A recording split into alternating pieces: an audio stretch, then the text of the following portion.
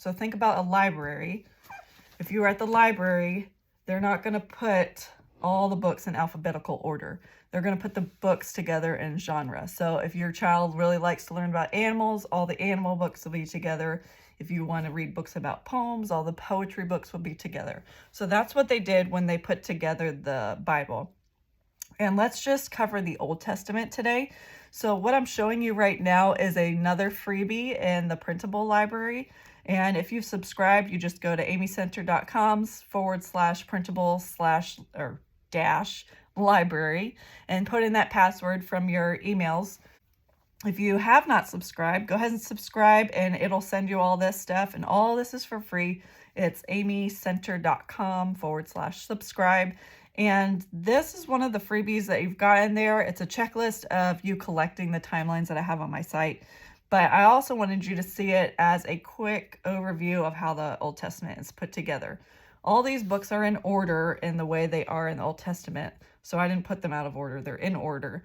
But this is how they're organized. The first 5 books are called the Pentateuch, which is a fancy way of saying the first 5 books of the Bible. And all of these were written by Moses. Okay, so the first thing in the Pentateuch is Genesis, which is the founders of the Bible. You've got Abraham, Noah's in there, Joseph's in there, the story of the coat of many colors. And then you take a break for 400 years and pick up in Exodus with the story of Moses. Now, Moses' story goes from Exodus all the way to Deuteronomy. In Exodus is the overall story. Deuteronomy is the last sermon he gives before he dies. And Leviticus and Numbers are just books that are things that happened during the wandering. So Exodus through Deuteronomy are still in order, but they all are about Moses' life. Then we continue with our history books, which these are history, but these are formerly known as the Pentateuch. But these other books talk about history. And these, for the most part, go in order, but this is when things start to get tricky.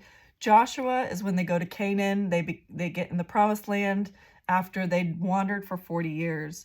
Then they have no real leaders. Their leaders are called judges, and sometimes they have more than one at a time, and they overlap, and those are people like Samson.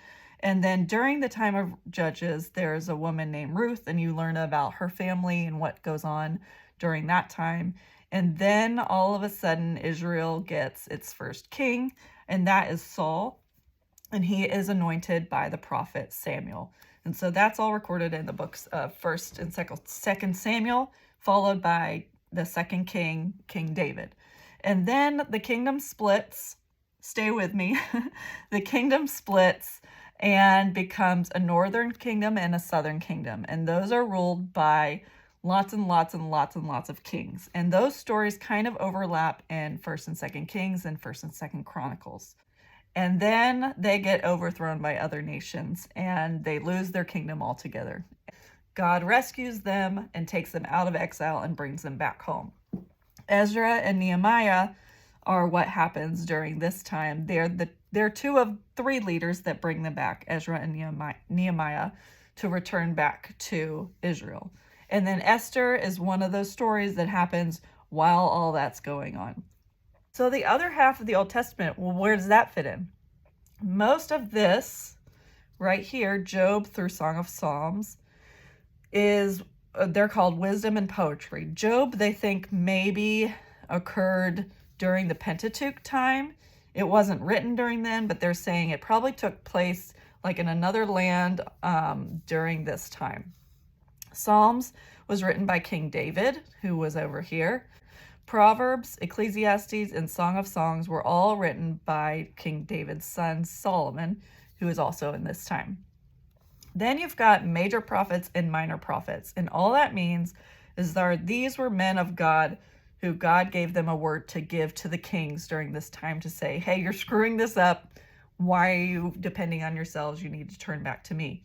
And so these people were all overlapping at different time periods, all in this time period, telling these kings, hey, this is what God has told me to tell you that you need to do. The difference between major prophets and minor prophets is not as important as it sounds. Major prophets, that means their books in the Bible are longer than these books. These are very short books. These are long books. That's the only difference. Okay, so if that was too much for you, I totally understand. It took me a long time to be able to get that straight in my mind. And what I do is I help people break that down and understand it in bite-sized pieces that work for them. I do want to tell you that the very first Bible printable I ever put out that went viral, I was just simply making it for myself, and I just randomly posted it. And all of a sudden I realized there's this huge need for people to understand the basic chronological order of the Bible. And so eventually I started making timelines for every single book of the Bible. And as I went on, I started packaging them together and selling them. And it's just been such a blessing and crazy journey just to see how far I've taken this with lots of prayer and study and encouragement. And this is not the thing that I charge for. This is free just to collect all the ones that I've made. But you can head over to my shop and get the basic Old Testament and New Testament chronological overview of what I just walked you through. This doesn't have the details. That has the details on it. That's the Old and New Testament summary, and it's only $4 in my shop. I will put the link at the bottom. Next week, I will go over the New Testament timeline, and we will work through each book of the Bible as we go through the rest of the year. I hope you join me, and I'm so thankful for you. Thank you guys for joining me on this journey. Love to hear from you guys. Hope you have a great week. See you next week.